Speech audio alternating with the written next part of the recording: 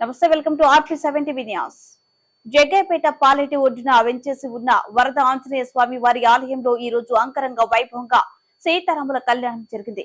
గత 10 సంవత్సరంలో వరద ఆంజనేయ స్వామి వారి గుడిలో 2008 సంవత్సరం పునర్నిర్మాణం కావించి నాటి నుండి నేటి వరకు ప్రతి సంవత్సరం సీతారాముల వారి కళ్యాణం నిర్వహించి అనంతరం అన్నదాన కార్యక్రమాన్ని నిర్వహిస్తున్నారని, ఈ సంవత్సరం సుమారు 3000 మంది అన్నదాన స్వీకరించారని కమిటీ సభ్యులు వేదకుమార్ తెలియజేశారు. ఈ కార్యక్రమంలో వేదవారి కుటుంబ సభ్యులు నీలం నరసింహారావు, శివరాజారావు, రామిరెడ్డి, మద్దల ఉమా, కావేటి కృష్ణ, RSS కార్యకర్తల, హిందూ చైతన్య వేదిక కార్యకర్తలు తదితరులు పాల్గొన్నారు.